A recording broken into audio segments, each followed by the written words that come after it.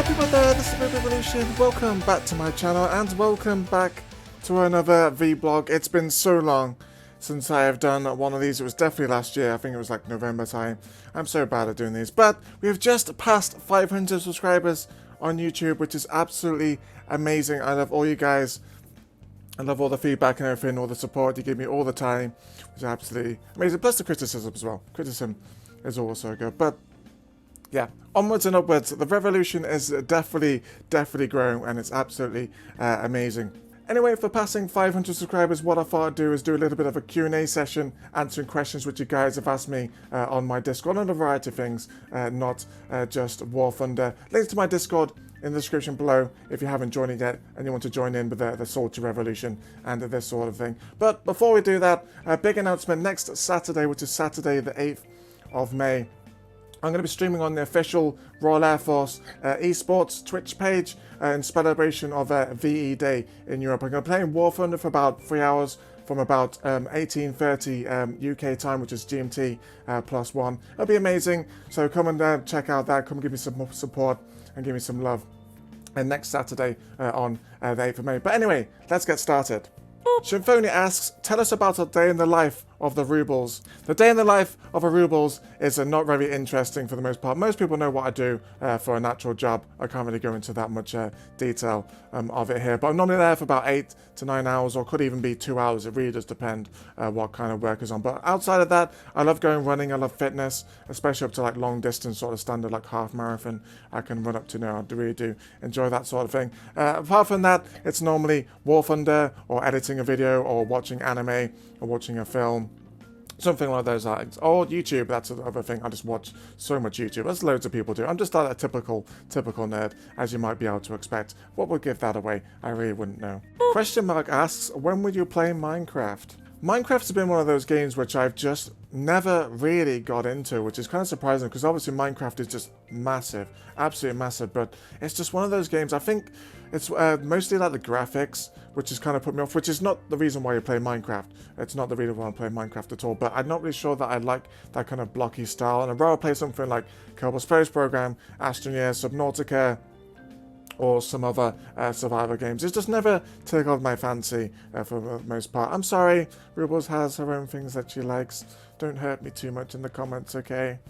J37D asks, what are your top 5 tanks and your top 5 least liked tanks? I'm actually planning to do a video or two on this at some point, so I'm not going to go into too much detail here, because one, it will take way too long, and two, because I want to cover it in a lot more depth. But 5 vehicles which I do like, not just in War Thunder but in real life as well, are definitely the IS-2, the Lorraine 40T, SGRV 103, Matilda because it's so cute and it has amazing character, and the KPZ 70. I'm really enjoying playing that at the moment in War Thunder. 5 of my least favourite vehicles are definitely the ABL, the 60mm one. Everyone knows that I don't like that vehicle. I don't like anything tier 1 for France. Absolutely horrendous to play. The M48, which fires a composite rigid shell as its stock shell. Absolutely horrendous vehicle. Definitely stock. Avenger and Challenger, the British ones, which are like 5.3, 4.7. I have really bad memories of playing those vehicles. And the last one, which is going to be the RU 251, the German 6.7 premium. How that thing is still that battle rating, nobody knows, but it's really annoying vehicle as well. Benner581 asks, how's COD Warzone going for you? Is it good enough, or is the battle royale game styles not learning anything?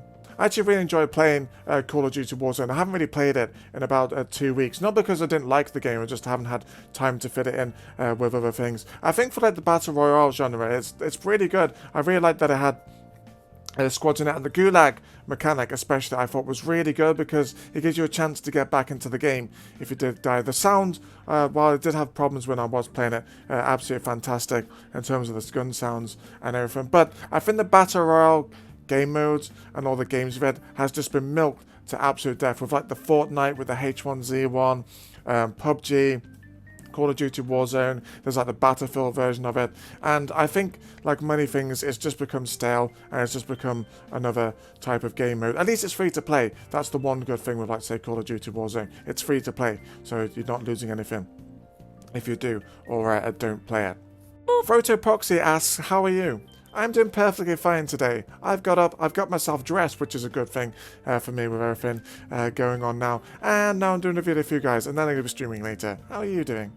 Nico Raven 4 asks, what is my favourite gun? Guns are one of those things which haven't really interested me that much, unlike, say, tanks, aircraft, you know, space engineering or engineering as a whole. But when it comes to firearms, I'm definitely more traditionalist. I like things like muskets because they make lots of smoke and noise, but they're really inaccurate, but absolutely devastating when they hit things. I think like things like Winchester rifles, like lever action rifles, or like Colt 45s, definitely more like Wild Western type weapons rather than more modern stuff like, say, the SA-85, AK-47s, stuff like that, which don't really interest me that much at all. Hawkeye my Hawk asks, will you marry us? There's only been one person I'm going to be marrying, and that's my waifu. But then again, I actually have like 5 waifus, so I guess I'm going to marry all of those and start a harem. Sorry, guys. PPSH41 Drumboy asks, how much do you hate my HE only challenges? I absolutely love your HE challenges. I don't know what you're on about. Another one from Shinfoni. Tell us about your thoughts for War Thunder this year. Will we see 4th gen jets? I think in the next year or two, with War Thunder, they're going to start running out of things to add into the game in certain areas. Kind of like World of Tanks, which has had to start adding in just literally just bullshit tanks to keep the game relevant and keep the people playing. But I think aircraft, definitely there's loads of aircraft which could be added in for still quite a few patches. I think by the end of the year, I think we will start seeing 4th generation aircraft. I think by the end of this year, we'll start seeing stuff like the A-10. We might get the Harrier, F-14, like a MiG-29, things like that. I think by the end of this year, we'll start seeing those types of aircraft. As long as like the weaponry that they sort of bring, I think radar-guided missiles will be coming in the next couple of batches as well. We'll see. Hajalma Branting asks, what was the first plane you flew in War Thunder? I've had a little bit of a think with this question, and I think that I started playing Britain first. I think I started with the British tech tree. This is back in the days when there wasn't even tanks in the game. There was only a couple of nations, and they had the old tiering system. But I can remember that I really wanted to get the Mosquito because I absolutely adore the aircraft. So I'm pretty sure it would have been the British tech tree. Not because I'm a Tearboo or anything like that. I have no bias. Ruby asks, how much do you love Subnautica? Oh yeah, Subnautica. That one hasn't traumatized me at all. Oh, it's getting dark now as well. Even better, guys. You got to go. No, I just... Whoa! Ah! Hey, get...